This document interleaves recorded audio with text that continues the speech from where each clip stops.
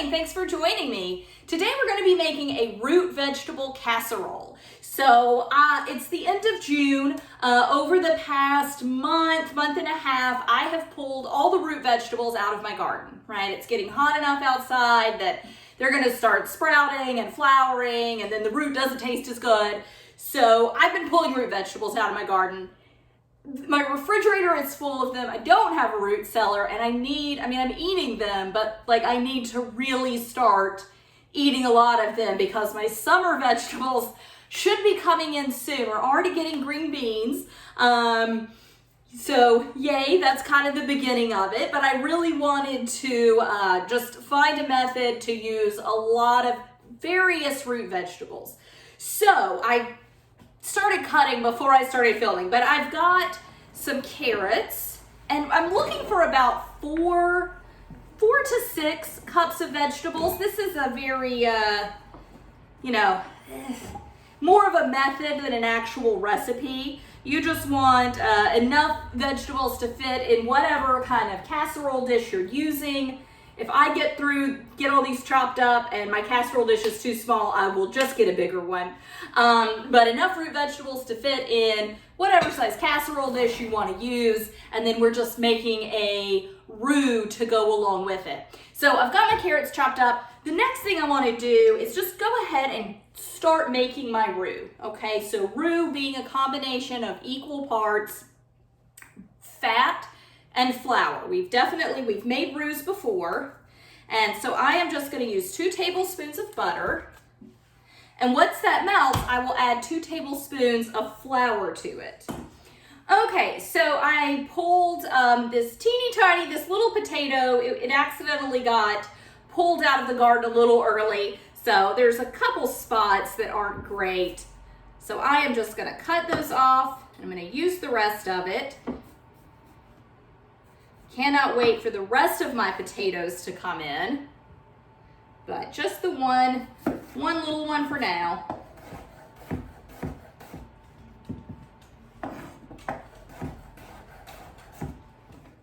And really with the root vegetables, I am just wanting to cut bite-sized. So my butter is beginning to melt, so I'm going to go ahead and add flour.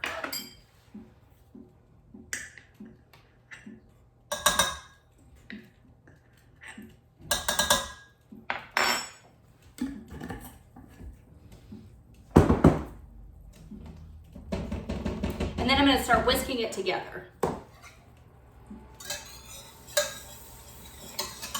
And we really just want to cook this. You don't have to whisk it continuously. You're just bringing it together. And this is a little harder to do because it's such a wide bottomed pan. But the vegetables will get added to this and cook in the roux for a little while.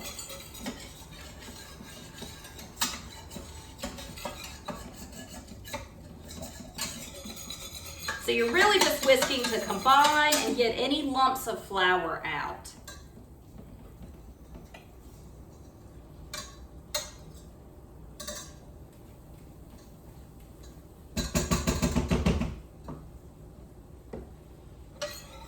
And then I am just going to do like a light brown color on this.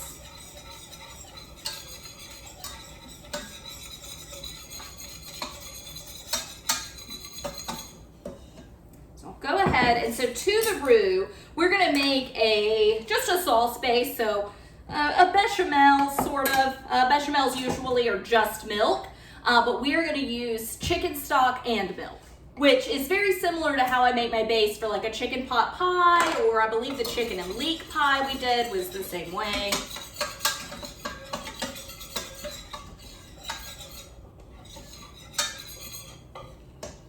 Let that go a little longer.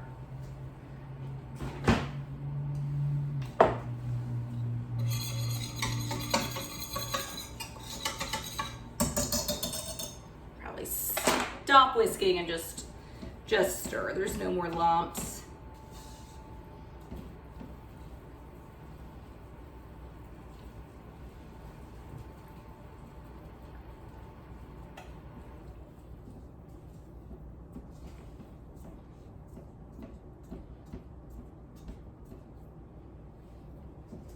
Okay, so I am gonna let that cook for a little bit and I'm just gonna continue chopping. So the other vegetables that I have, I've got radishes and rutabagas. I've already used up my turnips, which is great.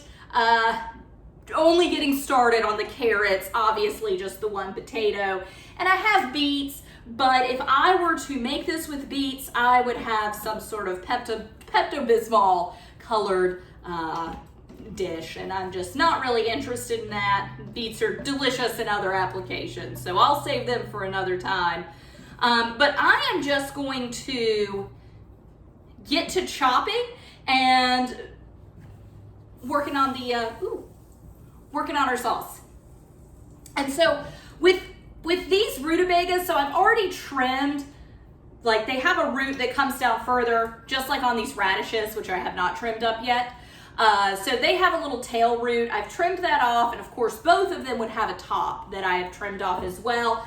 I am going to trim off just the very top of this rutabaga, just where the stem kind of met the root itself. So I will get that trimmed off. I'm not going to peel them. I've worked with a rutabaga before. It was a store-bought rutabaga. You know, it was like a huge softball-sized rutabaga covered in wax. They're normally waxed in the store. It just helps preserve them, okay? So that's why you'll see them that way in the store. But these are so fresh out of my garden, I don't see any need to peel them, okay?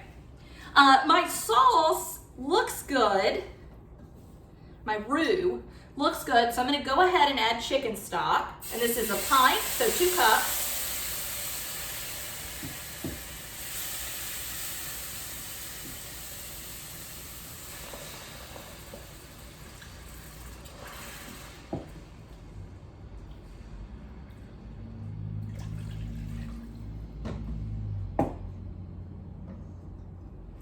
And now I'm going to use the whisk again.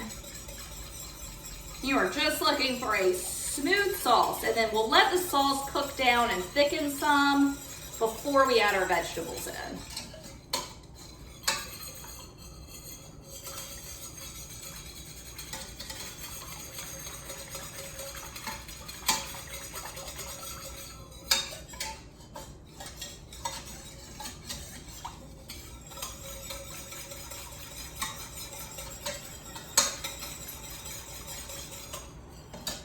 Okay, so that was 2 cups of stock. To that, I'm gonna add 1 cup of milk. And I'm just gonna use my pint jar here and just do half.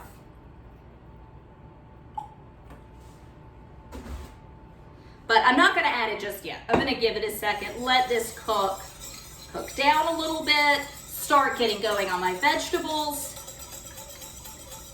And I'll be back in a second.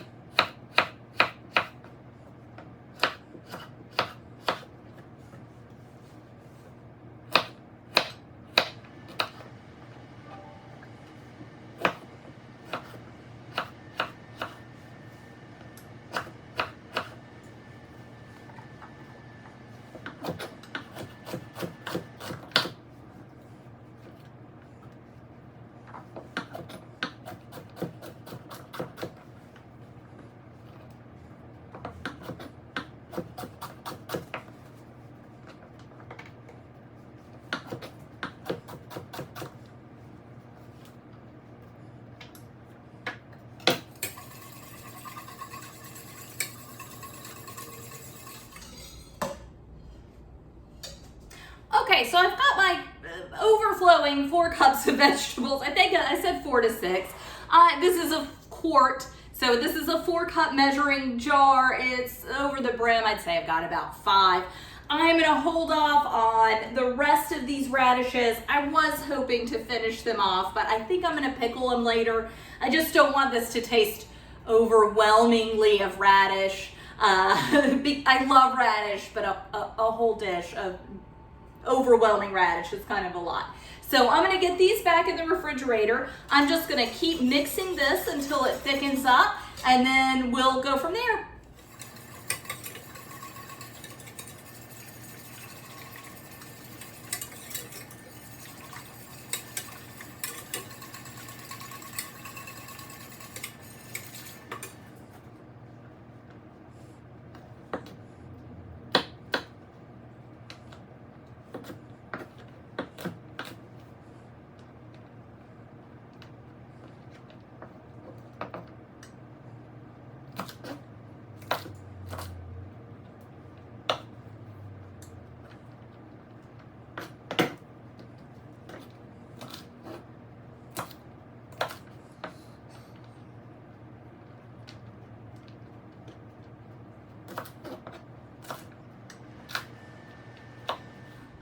So my sauce has thickened just a little. It is not very thick, but I want to go ahead, since these are root vegetables and they're going to have a pretty long cook time. So I'm going to go ahead and get them in the sauce before it's totally thickened up, and let them go ahead and start cooking.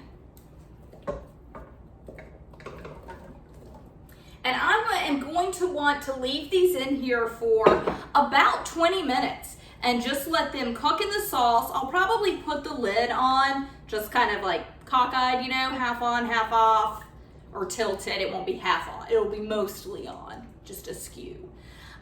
Just so that some of the liquids can escape. Of course, we've got a lot of liquid in the pot. We're gonna get a lot of liquid that comes out of the vegetables as well, just as the heat hits them.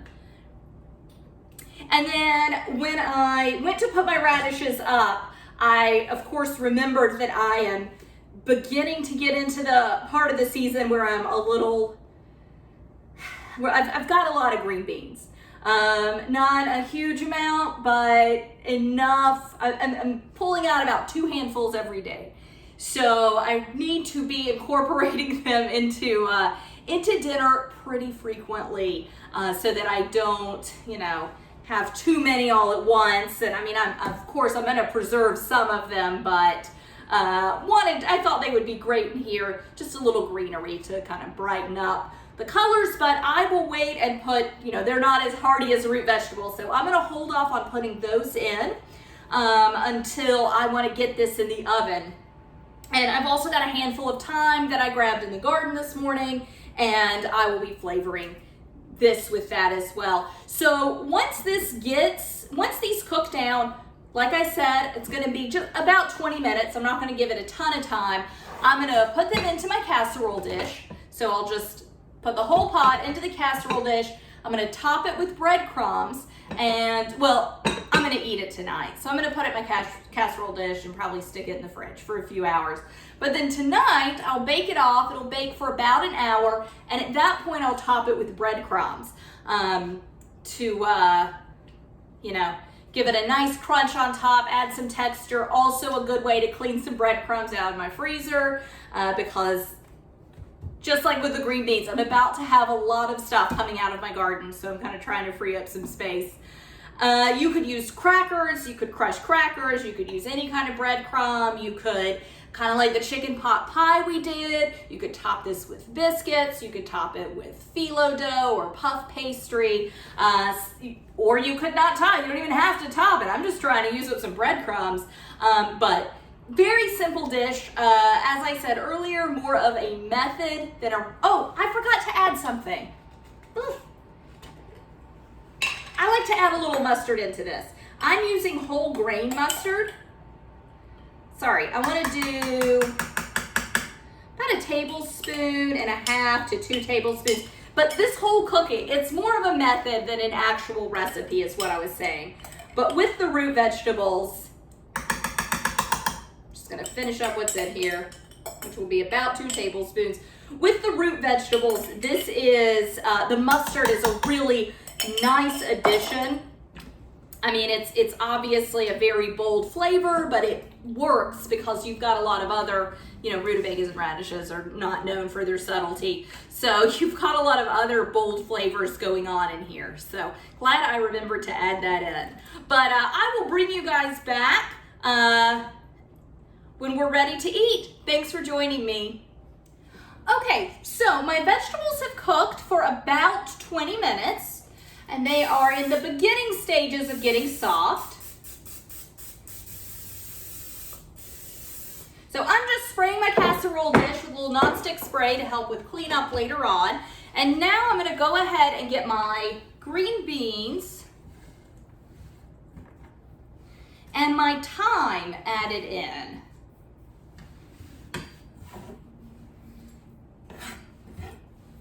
And then I want to make sure I've already done a little salt and pepper, but I want to do a little bit more.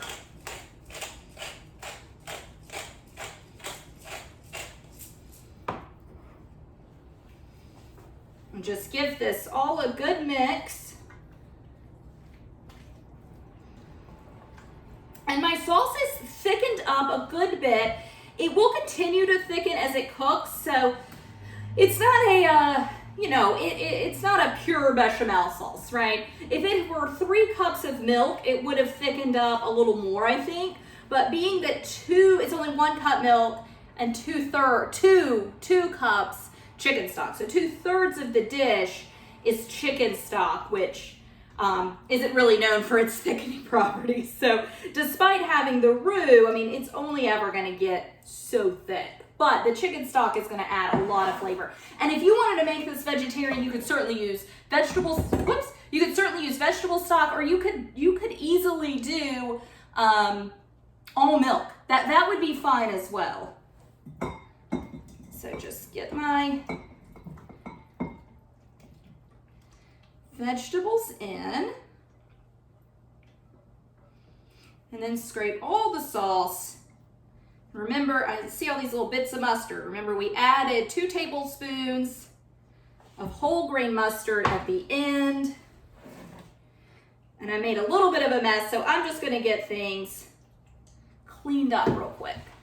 All right, so I'm just gonna go ahead and top this with some breadcrumbs. And any that kind of fall down between the vegetables, they are just gonna add a little thickness to the casserole. Not a big deal. And like I said, this step is optional. You don't have to add breadcrumbs if you don't want to. You could use, these are homemade. Like I said, I'm trying to clean my freezer out somewhat, make room for my summer harvest, but these are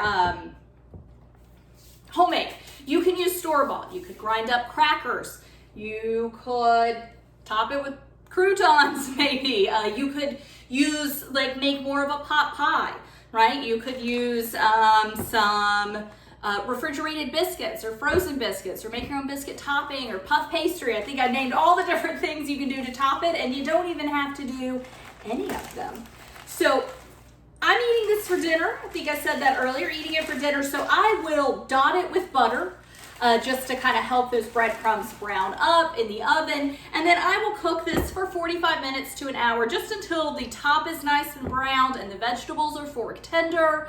I can't imagine it taking less than 45 minutes because it's all, with the exception of the green beans, it is all root vegetables, so they do take a while to cook. But I will bring you back, show you some pictures, and let you see what it looks like in the end. So until then, thank you for joining me. Bye.